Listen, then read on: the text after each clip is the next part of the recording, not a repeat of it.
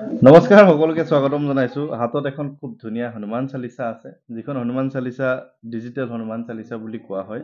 আৰু এইখন হনুমান চালিচা আচলতে মূল্যও বহুত। মই আছো বৰ্তমান মঙলদৈত, আৰু এজন দাদাৰ নিমন্ত্ৰণ মৰ্মে আহিছিলো ইয়ালৈ, আৰু তেওঁলোকে এই হনুমান চালিচাখন মোক দেখাইছে। খুব বেছি ভাল লাগিছে, আৰু সেই ভাল লগাৰ কাৰণে মই ভাবিছো আপোনালোককো অকণমান দেখাওঁ কেনেধৰণৰ। ডিজিটেল বুলি এইকাৰণেই কৈছো যে এইখন হনুমান চালিচাই কথা কয়। আৰু ইয়াত কি আছে, প্ৰায় 500মান পেজে আছে কিজানি। এই 500মান পেজত কি লিখা আছে, কিনো ইয়াৰ মহত্ব, হনুমান চালিচাৰ মহত্ব, বা সম্পূৰ্ণ 9টা ভাষাত হনুমান চালিচাখন ইয়াতে কোৱা হয়। আৰু তাৰে আমাৰ এই 9টা ভাষাৰ মাজত অসমীয়া ভাষাটোও আছে। গতিকে অকণমান মই এই হনুমান চালিচাখন মানে শুনাই দেখাম আপোনালোকক কেনেকুৱা ধৰণৰ, আপোনালোকে খুব ভাল পাব আচলতে। আৰু কোৱা মতে যে এইখন হনুমান চালিচাৰ এই যিটো ছাইডটো আছে, এই ছাইডটো আচলতে সোণপানী চৰোৱা বুলি মানে কোৱা হয়। আৰু দেখিলে গম পাব খুব ধুনীয়া। আৰু তেওঁলোকে আমাৰ অসমীয়াৰ যি সন্মান, গামোচা এখন থগাত তেওঁলোকে এই হনুমান চালিচাখন এখন খুব, যেনেকৈ আমি ভাগৱত ৰাখোঁ, যেনেকৈ আমি বিভিন্ন ধৰণৰ কীৰ্তন ৰাখোঁ বা নামঘোষা ৰাখোঁ, তেনেধৰণে ৰাখিছে। আৰু কিমান ভক্তি থাকিলে, কিমান মনত আন্তৰিকতা থাকিলে এখন ইমান দামী, প্ৰায় 10,000 টকা দামী এখন হনুমান চালিচা ৰাখিব পাৰে। বাৰু যি কি নহওক, অকণমান আপোনালোকক দেখাওঁ যে এই মাইকটো মই আচলতে অন কৰি ৰাখিছোঁ, ইয়াতে অন হৈ আছে। আৰম্ভণি যদি ইয়াৰ পৰাই কৰোঁ, এইডাল আছে বিশেষ গদা, মোৰ হনুমানজীৰ গদা বুলিয়ে ধৰক। আৰু এই গদাডাল যেতিয়া ইয়াতে লগাই দিম, প্ৰথমতে শংকৰধ্বনি হ'ব।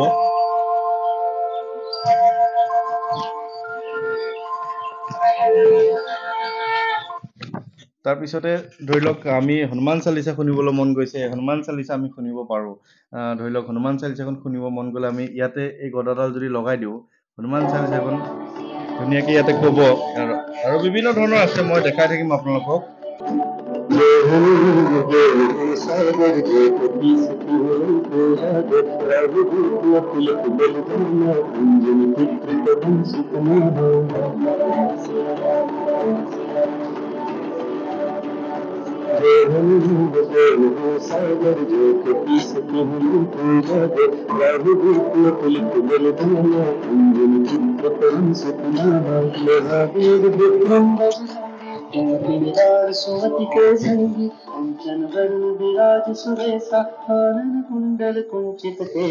আৰু মই আপোনালোকক কৈছো যে এই হনুমান চালিচাখনে 9টা ভাষাত কথা কয়, 9টা ভাষাত অনুবাদ কৰি দিয়ে হনুমান চালিচাখন। ঠিক তেনেকে আমাৰ অসমীয়া ভাষাটো ইয়াতে আছে বুলি কৈছিলো।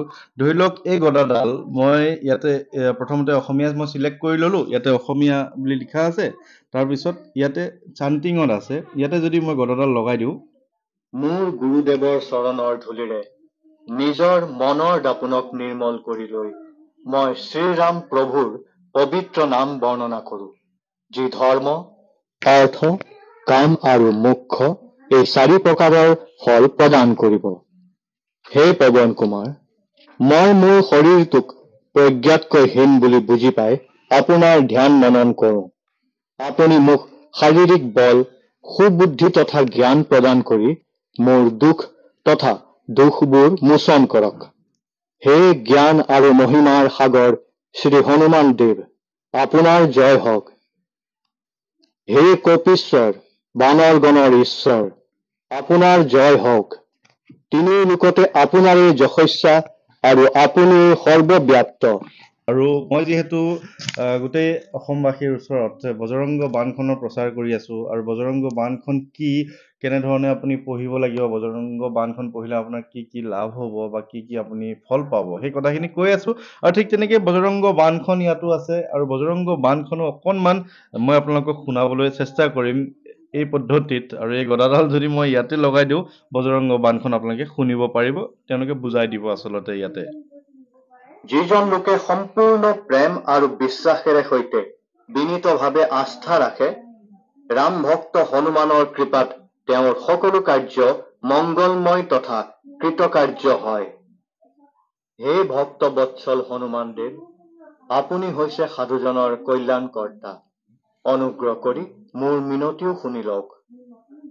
হে প্ৰভু পৱন পুত্ৰ, আপোনাৰ সেৱক অতি সংকটত আছে।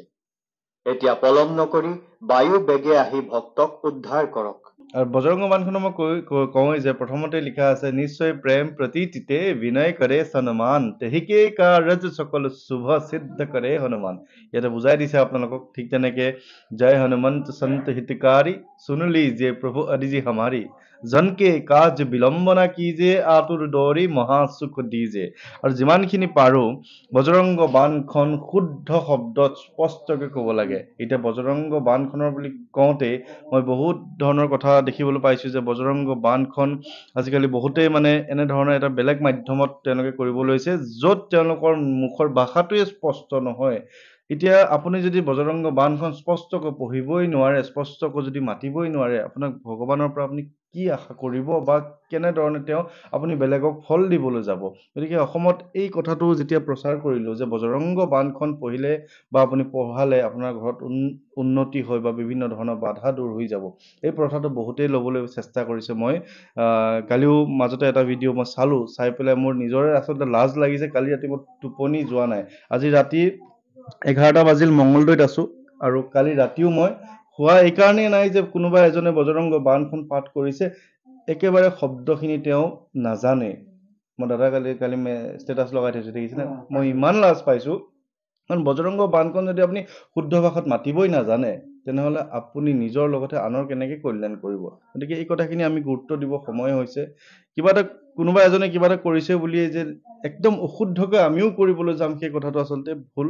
আৰু বজৰংগ বাণখন মই যে এতিয়া আপোনালোকক শুনাই দিলো, নিশ্চয় প্ৰেম প্ৰতীতিতে বিনয় কৰে সন্মান তেহিকে কাৰজ সকল শুভ সিদ্ধ কৰে হনুমান। এইখিনি শব্দ কিমান শুদ্ধকৈ মাতিবলৈ চেষ্টাহে কৰি আছো, কিন্তু ঠিক তেনেকে ইয়াতো আপোনালোকে শুনিব পাৰিব। নিশ্চয় প্ৰেম প্ৰতীতিতে বিনয় কৰে সন্মান তেহিকে কাৰজ সকল শুভ সিদ্ধ करे हनुमान सिद्ध करे हनुमान। যিজন লোকে সম্পূৰ্ণ প্ৰেম আৰু বিশ্বাসেৰে সৈতে বিনীতভাৱে আস্থা ৰাখে, ৰাম ভক্ত হনুমানৰ কৃপাত তেওঁৰ সকলো কাৰ্য মংগলময় তথা কৃতকাৰ্য হয়। ইংলিছ। এতিয়া ভিডিঅ'টো দীঘলীয়া নকৰো, আচলতে বৰ দেৰিও হৈছে আৰু মই ঘৰলৈও যাব লাগে। ৰাতি 11টালৈকে ইয়াতে আছো। অকণমান আপোনালোকক এই ধুনীয়া হনুমান চালিচাখন আপোনালোকক দেখালো। ইমান মানে আচলতে আপোনালোককে ধন্যবাদ মই দিব লাগে যে আপোনালোকে ইমান আস্থা আৰু সন্মানেৰে তেখেতক আনি ঘৰত ৰাখিছেহি। খুব ভাল লাগিছে। আৰু সকলোৱে কেনেকুৱা পালে ভিডিঅ'টো জনাব। আৰু যদি মানে এইখন আচলতে ক'ত পোৱা যায়, আৰু কোনোবাই বিচাৰিলে আনি দিব পৰা যায়? হয়। ঠিক আছে বাৰু, ময়ো মানে চেষ্টা কৰিম এখন আনিবলৈ। খুব ভাল লাগিছে, ঘৰত ৰাখিব পাৰিলে মনটোও ভাল লাগিব। গতিকে দীঘলীয়া নকৰো, এৰিছো। ধন্যবাদ, ভালে থাকিব।